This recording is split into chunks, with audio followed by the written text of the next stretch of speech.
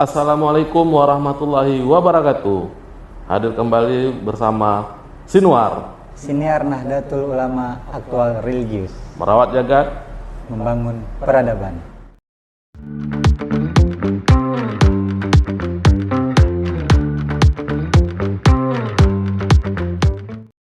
masih bersama saya Alang Abdal dan sahabat Saya Sapawi Aljawi.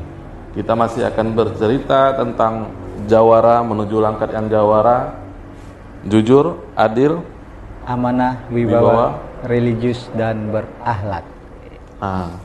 Dalam suatu daerah pertumbuhan ekonomi sangat berkaitan erat, sehingga apabila suatu daerah ingin maju, maka tingkat pendidikannya maju, dan terutama semakin baik, ekonominya juga berjalan dengan baik dan lancar.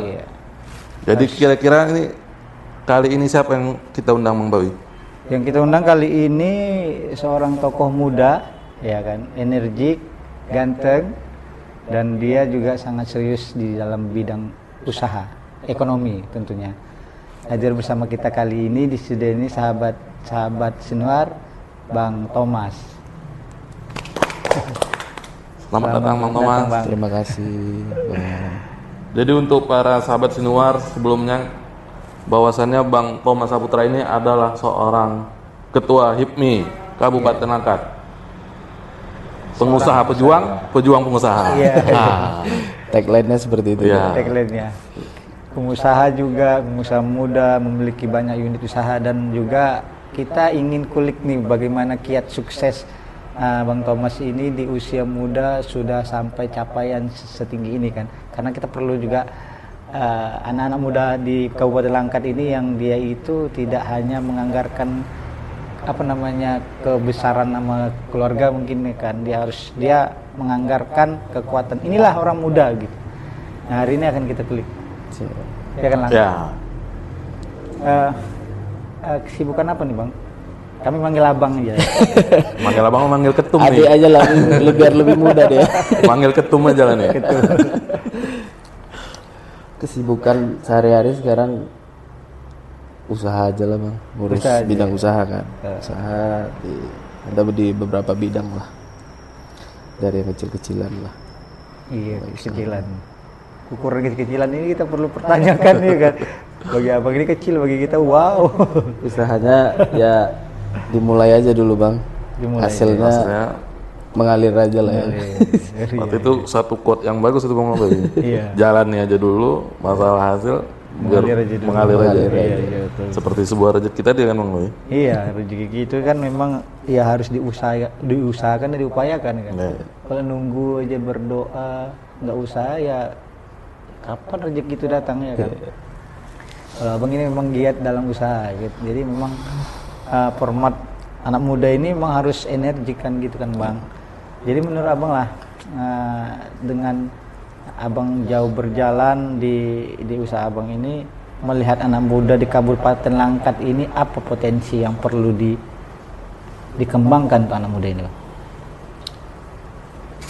Anak muda ini masih labil ya Bang? Iya, labilnya. Labil ini mungkin dalam mau bergerak dalam bidang usaha, banyak faktor. Bisa nanti dalam permodalan, nanti kalau laku gimana, kalau nggak laku gimana. Iya. Jadi sebelum menjalankan itu udah banyak keraguan di situ kan. Berpikirnya jauh dulu ya kan. Sebenarnya pengalaman saya dari kecil usaha itu udah memang, karena ini juga mungkin ya Bang, karena sekolah nggak begitu bagus-bagus sekali. tidak sempat kuliah saya Pak Bang, nggak sempat kuliah, makanya mungkin ngelamar kerja nggak diterima, terakhir coba-coba usaha ini kan gimana ya, rugi pasti. Kalau dapat keuntungan berlebih itu bonus lah, karena setiap usaha ini begitu mulai kita udah keluarkan modal kan, sewa tempat, beli barang untuk stok. Kalau agak lumayan gede, kita harus sudah punya staff untuk bantu kita. Jadi Karyawan. belum apa-apa dalam 1 bulan tuh kita udah harus keluarkan biaya yang wajib. Kalau ada ininya ya, kalau ada penghasilannya, kalau enggak ya nombok lah kan. Ya tapi namanya usaha memang harus coba aja terus. Iya. Ada quotes dari banyak ya.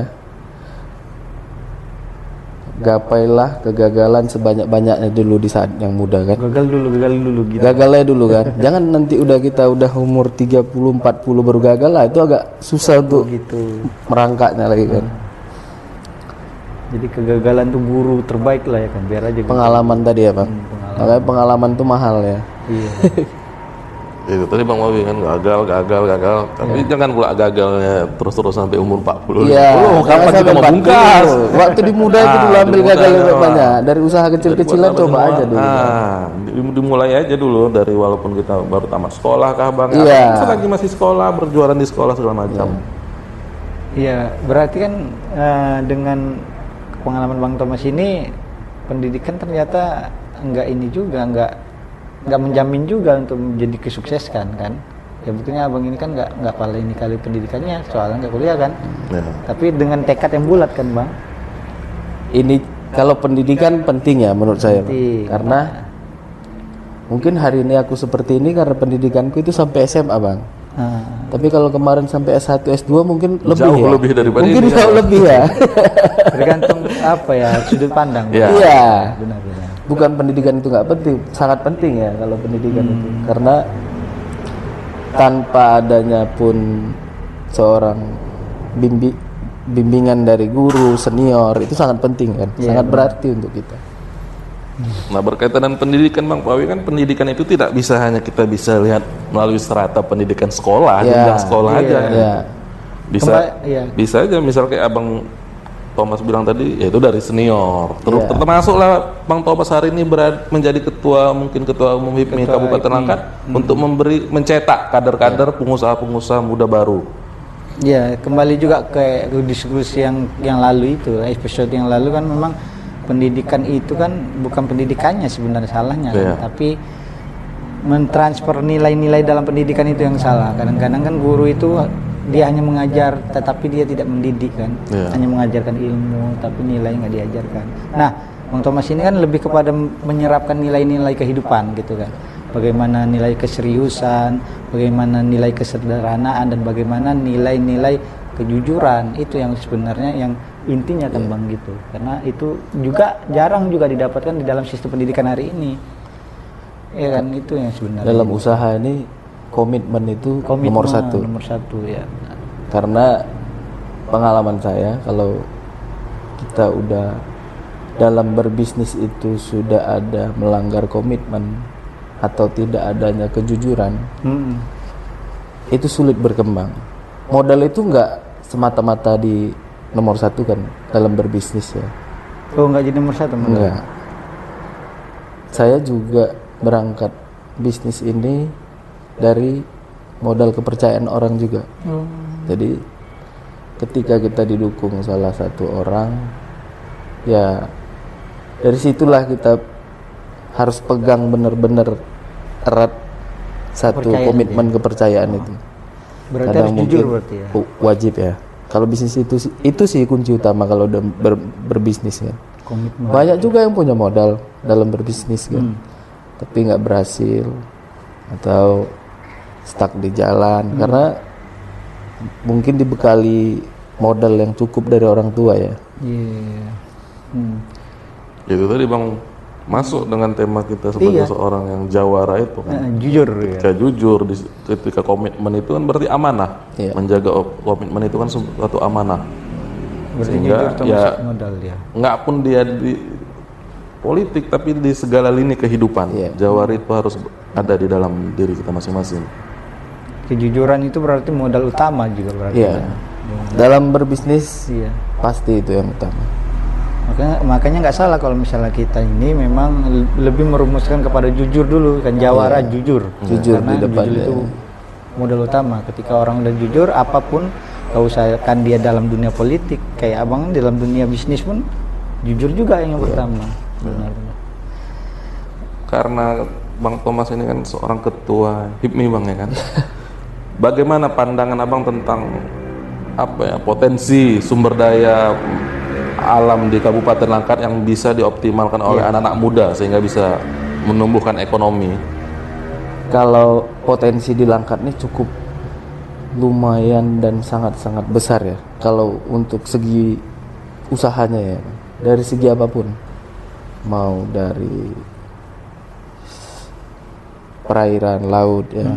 Kita ada objek wisata pergunungan, ada perkebunan, banyak ya. UMKM di Langkat ini yang belum terekspos. Di situ juga butuh peran pemerintah untuk mengkolaborasi dengan pengusaha-pengusaha lokal yang ada di sini. Terkadang kita kecewa juga dengan pemerintah saat melakukan pembangunan kerjasama dengan pihak investor dari luar, tapi tidak adanya keterlibatan pengusaha-pengusaha daerah ini sangat menjadi pukulan juga sebagai kita pengusaha-pengusaha di daerah ini ya. Gak kan adalah orang luar yang mau bangun kampung kita ini kecuali kita sendiri. Kecuali kita sendiri. Iya benar. Jadi ya itu tadi Bang Boy kan, ketika ada sebuah misalnya investasi lah kan. Iya. Gak pernah saya lihat itu ada, misalnya ada investasi nih dari mana, dari luar negeri, dari Jakarta atau dari mana, keterlibatan pengusaha lokalnya itu sangat minim. Padahal pengusaha-pengusaha kita di Langkat ini cukup hebat loh. Seharusnya mumpuni untuk mengerjakan itu juga Bang. Minimal seperti yang dilakukan Bapak Presiden ya, Menteri Investasi kita, Ketua Umum kami juga dulunya, Bang Bahlil kan. Dia tarik investor dari luar, keterlibatan pengusaha lokalnya juga diikut sertakan. Ya minimal kalau nggak bisa banyak-banyak kali persentasenya dalam ikut berinvestasi, sedikit-sedikit harus ada juga gitu kan. Ini kadang-kadang kan kita banyak lewat aja nih. Investasi masuk ke Langkat, habis itu hasilnya dibawa keluar gitu. Jadi kita hanya menonton aja Bang ya? Iya, jadi pengusaha Langkat ini yang ada ini terpaku mati hanya melihat anggaran-anggaran yang ada di APBD, sedangkan di luar dari itu sangat banyak potensinya. Iya benar. Seharusnya nggak hanya istilahnya pengusaha-pengusaha ini atau kontraktor ini tidak hanya berpaku pada APBD, hanya pada pemerintah saja. Cuman karena semua itu kan tergantung regulasi dari pemerintah. Pengusaha ini kan nggak bisa kujuk-kujuk datang ke perusahaan itu, oh kami dari HIPMI atau kami dari asosiasi apa ya pengusaha yang lainnya untuk mau bekerja sama kan. Kalau tanpa ada instruksi dari pemerintah, nah itulah butuh perannya pemerintah. Seharusnya pemerintah tadi lebih membangun komunikasi ya Bang, menjembatani. Harus mengikut sertakan pengusaha lokal Bang. Ini kadang kita contoh ya, kita bangun pabrik nih dari investasi dari luar negeri atau segala macam. Yang bangun pabriknya nggak tahu kita dari mana, yang pekerjanya kita pun nggak tahu dari mana. Tahu-tahu sumber daya alam kita yang ada di sini dibawa orang keluar dalam bentuk yang belum jadi tadi.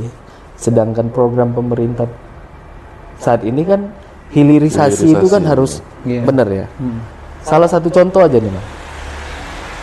Kita di Langkat belum ada pabrik pengolahan hot mix. Sedangkan pemakaian hot mix di Kabupaten Langkat ini cukup besar, jalan-jalan itu Bang. Dan bahan dasarnya itu dari Langkat, dari Bahoro, dari Sebinge, dari Batang Serangan. Jadi jalan kita ini hancur, dibawa barang dasar, dibawa ke Binjai, Binjai dapat PAD-nya, baru barang jadinya dikirim ke kita.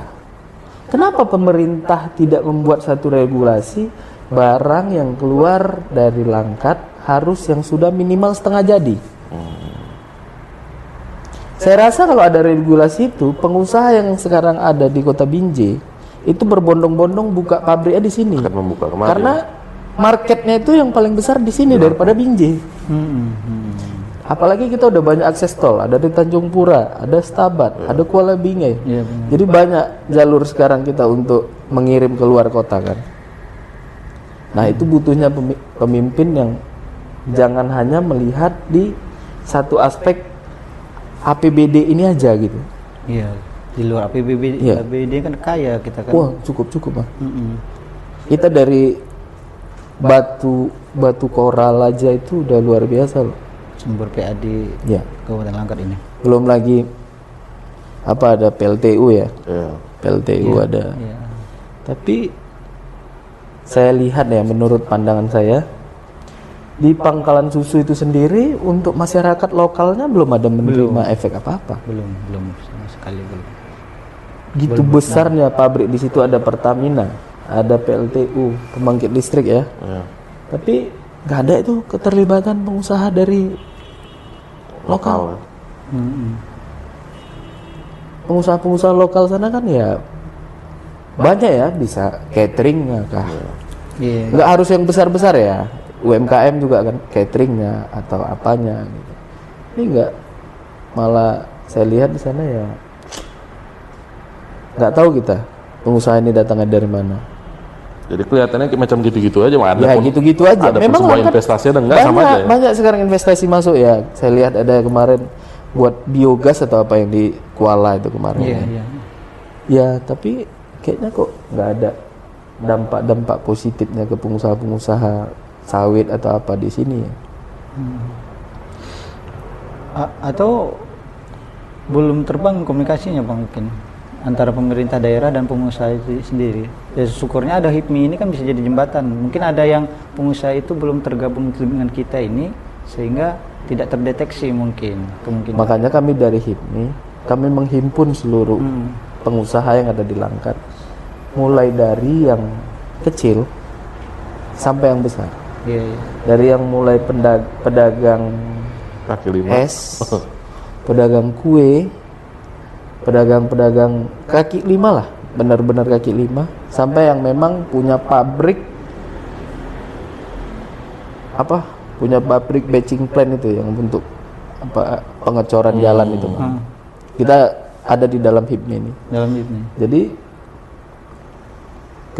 kalau untuk melihat dari sudut pandang saya sendiri, untuk usaha di Langkat ini di luar dari APBD itu sangat besar. Peluang-peluang itu ya Bang. Sangat besar Bang. Banyak hal yang bisa dibuat hanya dengan regulasi pemerintah. Ya karena pemerintah kan itu tadi Bang Bawi, pemerintahan kan pembuat regulator, pembuat regulasi. Kan nggak mungkin tiba-tiba HIPMI ujuk-ujuk yang ke sana kalau tidak ada regulasi pemerintah. Contoh ya Pak, sebelum Bang Bahlil jadi Menteri Investasi itu, tingkat investasi luar masuk ke dalam itu kan nggak sebesar sekarang. Sekarang ini sampai 1.000 triliun lebih per tahun. 900-an, 700-an per tahunnya naik terus. Menyebar itu di Indonesia ya? Di Indonesia menyebar kan. Ada ke Batam, di beberapa provinsi-provinsi, kabupaten-kabupaten kan. Nah itu keterlibatan pengusaha lokalnya itu jelas. Dan peran pemerintah itu sangat jelas dalam pemberian izin, dalam penyediaan lahan, penyediaan semuanya disiapkan pemerintah dengan mudah gitu. Investor ini kan kuncinya satu. Begitu dia mau invest di satu tempat, ya udah. Kalau memang dia mau ngurus listriknya gampang gitu, mau ngurus izinnya gampang gitu. Terkadang kan oknum yang ada di dalam pemerintah ini mempersulit dalam pengurusan izin ini.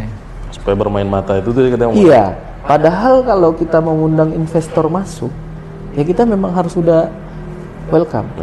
Dengan komitmen apa? Contoh, dia butuh dalam satu pabrik itu 1.000 karyawan. 30% atau 30% dia boleh bawa dari luar. 70%-nya warga lokal. Ya gitu. 70% warga lokal. Iya, 30% yang mungkin yang ahli di bidang-bidangnya ya. Kita nggak bisa mengakomodir semua juga kan. Tapi dari yang 70% itu kan masyarakat sekitar ini merasakan itu. Sekarang ini kan pekerja-pekerja kita lebih banyak orang Langkat ini kerja di luar malah daripada di sini. Benar. Lebih Ya kan? keluar. Nah, Karena di Langkat sendiri tidak terserap gitu. iya, karena nggak ada lapangan kerja ya. Pekerjaan. Kalau menurut aku nggak ada lapangan kerja. Untuk di HIPNI sendiri Bang, udah berapa, kalau boleh tahu lah kan, berapa unit usaha? Dari yang kecil itu udah tergabung ya? Kita sampai hari ini kurang lebih ada 100 unit usaha. Oh, mulai dari yang kecil ya? Iya, sampai- dari resto-resto yang ada di Stabat ini ya, yang macam Payung gitu ya, Uncle B, Uncle Six itu, atau ada warung Andaliman. Ruangan Andaliman masuk juga. Nah, jadi pengusaha-pengusaha nggak harus yang memang benar-benar oke.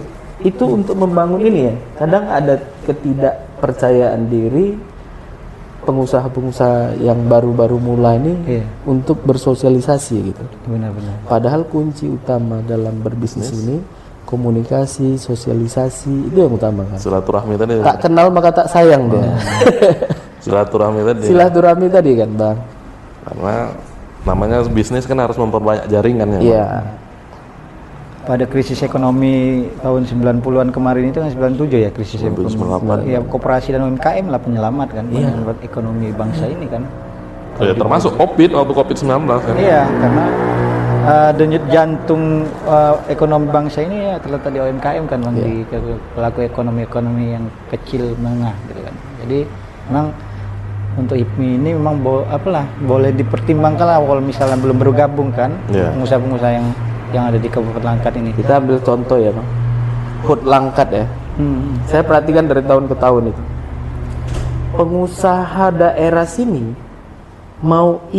biasanya ya, Bang, kalau di daerah lain itu pengusaha lokal dulu yang diundang. Utamakan.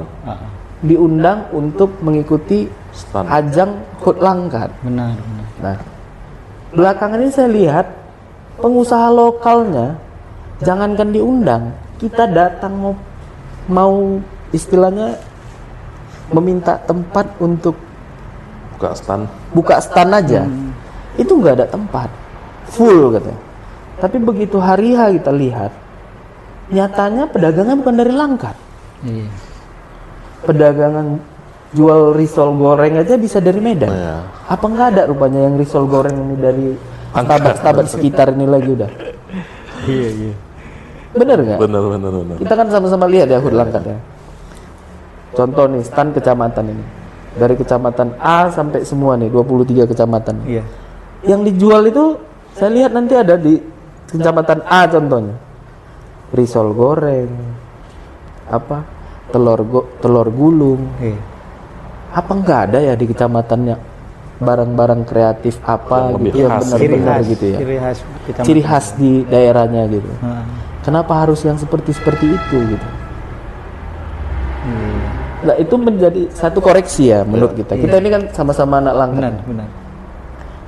Bukan kita mengkritisi itu, bukan. Kita mau Langkat ini bagus, benar. Iya. Namanya HUT Langkat. Hari lahirnya Langkat. Iya. Kita merayakan hari lahir. Ya kalau bisa yang bagus-bagus lah. Kreativitas dari anak Langkat ini apa? Ini kadang-kadang saya lihat event itu aja diselenggarakan oleh IO dari luar Langkat. Iya. IO Langkat ini saya rasa hebat-hebat. Yang sakitnya event ini diambil oleh IO luar Langkat, disupkan balik kepada IO Stabat. Jadi menurut saya ini hal yang sangat konyol gitu. Ada apa sebenarnya di dalam dinas-dinas terkait ini gitu. Maka itu susahnya kalau kepala dinas ini bukan orang Langkat. Tidak ada rasa memiliki itu kan. Nggak ada jiwa untuk membangun Langkatnya di situ. Ya. Sense of belonging terhadap Langkat ini nggak ada karena bukan merasa tanah kelahirannya mungkin atau bukan kampungnya mungkin kan. Kita lihat aja lah ya, macam di Stabat, Randan, ada nggak pengusaha luar yang membangun daerah kita, Bang? membuka kafe yang bagus gitu. Nggak ada bang. Tapi kalau nanti ini udah jalan, baru berbondong-bondong pengusaha luar itu masuk. Iya. Tapi kalau nanti yang mungkin berbentuk dalam APBD, berbentuk dalam MOU yang jelas gitu. Nah itu pengusaha luar yang disuruh. Sangat luar biasa ya. Kafe-kafe sekarang di Stabat ya. Iya. Luar biasa loh. Udah imbang-imbang seperti Medan loh pembangunannya. Dan rame. Berarti kan masyarakat Langkat itu menerima dengan adanya usaha-usaha. Orang kalau dulu orang bilang ya minum kopi harga 25.000 itu bagus, kita di warung sana aja cuma 5.000 kan. Tapi sekarang kok banyak ya? Iya. Dan rame loh. Rame benar. Ada aja pengunjungnya. Ada aja pengunjungnya kan. Dengan ada live band segala macam. Nah ternyata yang bangun pengusaha Langkat semua. Kok nggak ada ya? Aku lihat pengusaha Medan, pengusaha mana yang bangun seperti itu kan?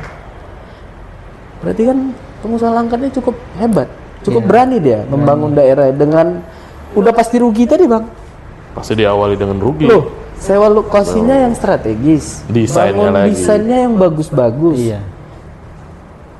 Balik modalnya kalau dalam bisnis itu mungkin 3-4 tahun belum tentu balik modal, tapi dia berani. 3-4 tahun tuh terus belum tentu balik modal kan dengan modal yang dikeluarinnya kan. Tapi buktinya berani. Anak Langkat berani dan yakin.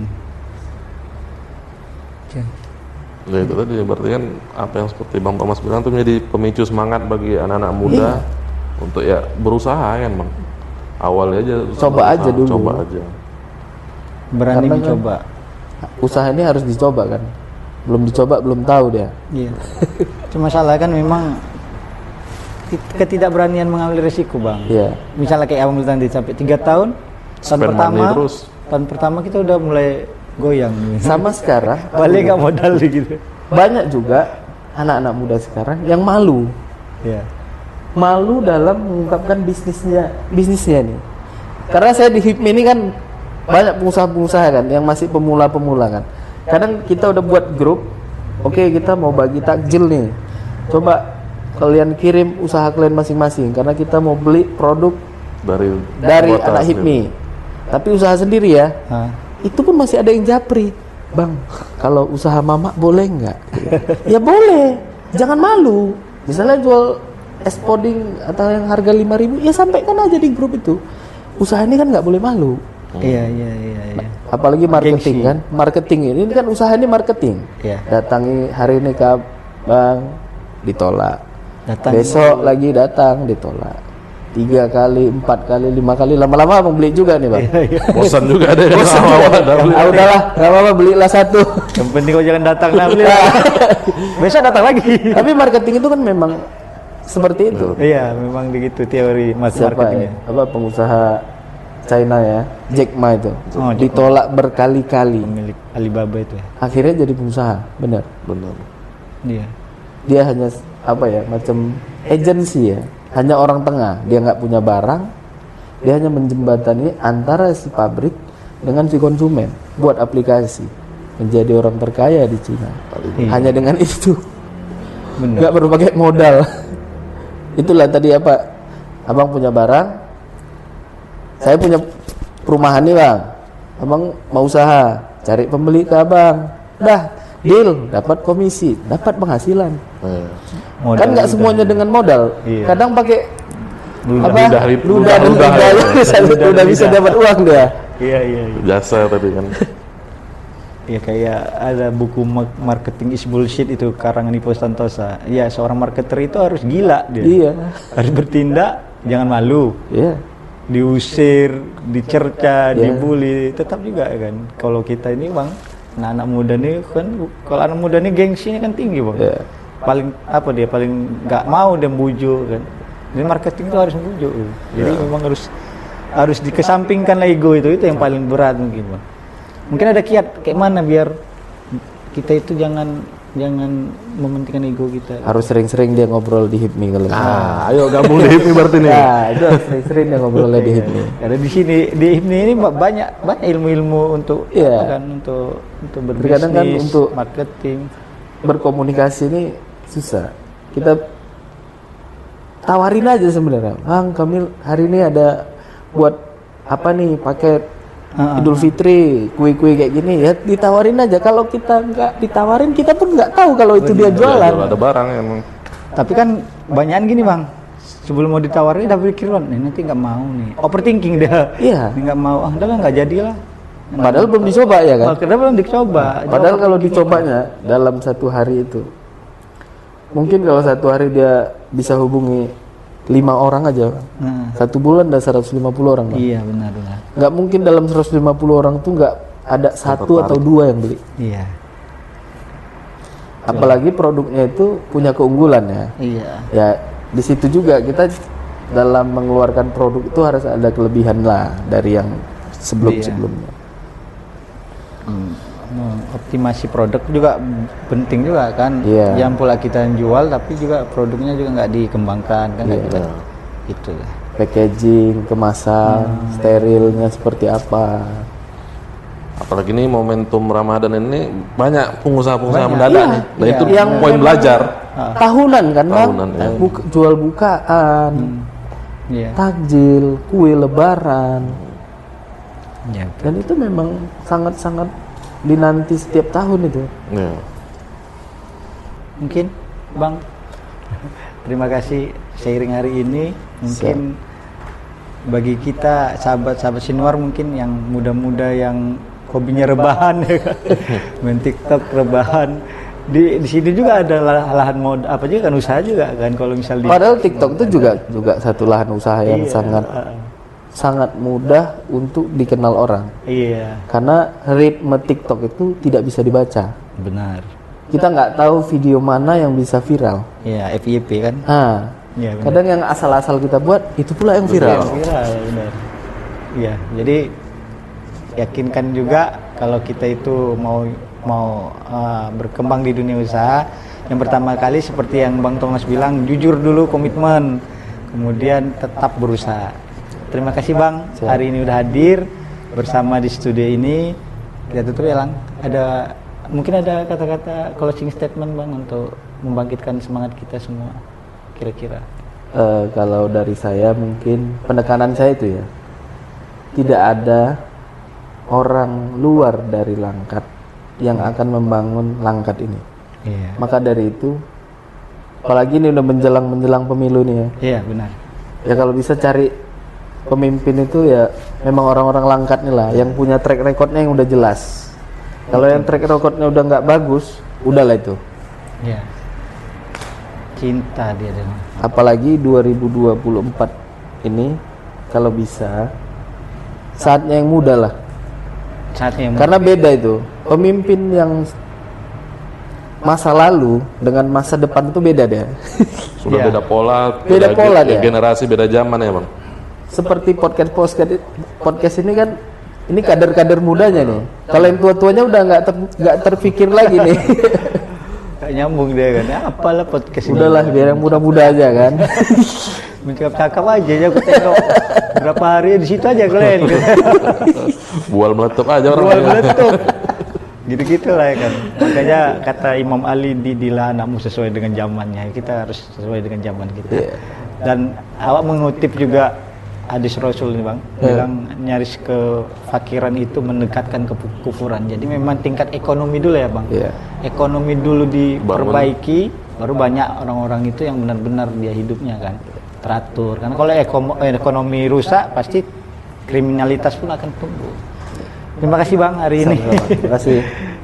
Sungguh sangat menginspirasi. Mudah-mudahan masyarakat Langkat khususnya kaum muda dapat termotivasi untuk berusaha mengembangkan diri menjadi pribadi yang mandiri. Saya Sapawi Aljawi dan rekan saya Alang Abdal. Kita akan bertemu kembali. Wallahu muwaffiq ila aqwamit thoriq. Assalamualaikum warahmatullahi wabarakatuh.